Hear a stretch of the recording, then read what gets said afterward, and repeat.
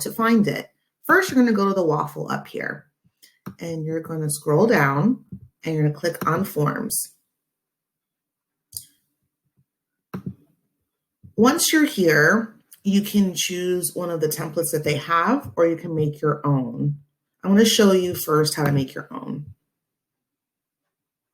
So when you get here, there's a couple of icons on the top. There's add-ons. There's a place where you can customize your theme.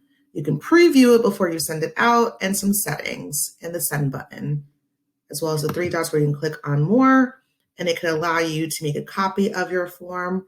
You're going to get a pre-filled link. You can print it out, add collaborators, so on and so forth. So I'm just going to show you just for an example, say if you were doing this for parent-teacher conferences. So you can tell your form, parent-teacher conferences. You can add a description here of what the form is.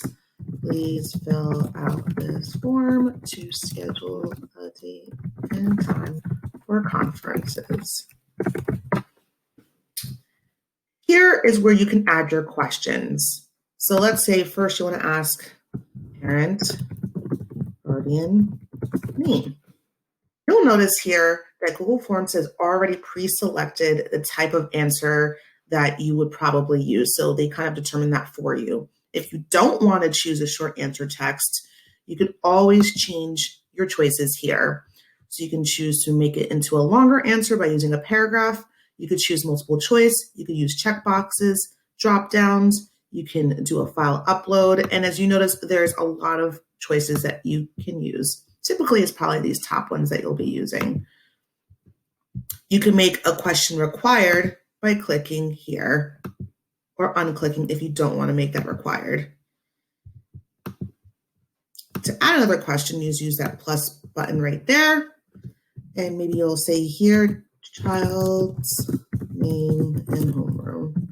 And you'll notice again that it's already predetermined your answer based off the question or the text that you've put right here. Again, you can make it required or not.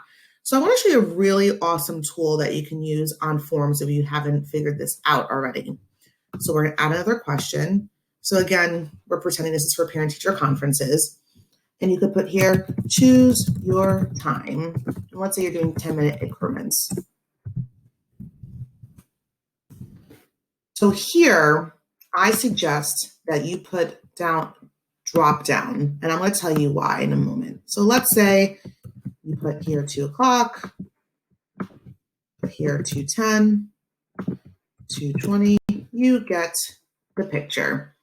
So let's say you're sending this out to your parents and you want them to choose a time. And once they choose their time, you want it to eliminate from other choices when other people look at it after that person's already made their choice. There's a way that you can do that on forms. So you're going to scroll up and go to this puzzle piece right here and click on add-ons. And you're going to choose Choice Eliminator 2. You don't have to download it. It's already there. So then you're going to click Configure. There's going to be a pop-up here that's telling you that drop-down questions are the best type to use for Choice Eliminator. So you're going to close. And then since I already chose this one as a drop-down, you're not going to see the other ones I've done because these are short answer texts. So you're going to click on here to eliminate choices. And again, that's going to eliminate once someone has already selected that choice on the form, so then no one else can choose it as well. It's creating. And now it's done.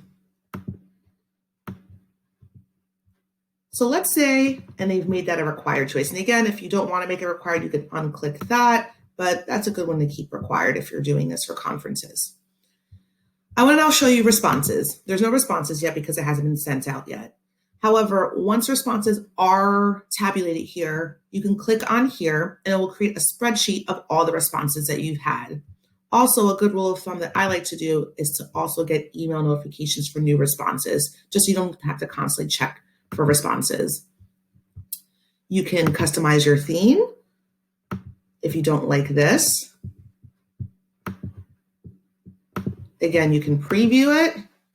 So this is what it would look like once you send it out to the person receiving it.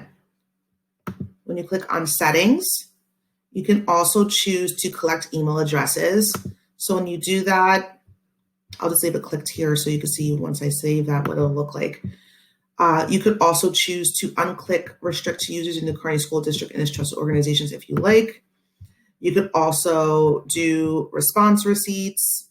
You could have them have the choice to edit after they submit, whatever you so choose. So when you save that, you'll now see here that email addresses are being collected and it is a required option that they have to do. So now let's say you want to send it. So you click on send. You can either choose to send it by typing in emails here, or what I like to do is to get the link. You can shorten it if you'd like, and you can copy this link and you can send it in an email, or you can also post it to your stream. So that's why I like to do the link option. So again, forms are pretty simple. I think that having the Choice Eliminator is an awesome choice to use, especially if you're sending for something like conferences where you want the choice to be deleted, or let's say you're doing something for help period and you want people to choose times that they're going to meet with you. So again, Choice Eliminator is an awesome choice.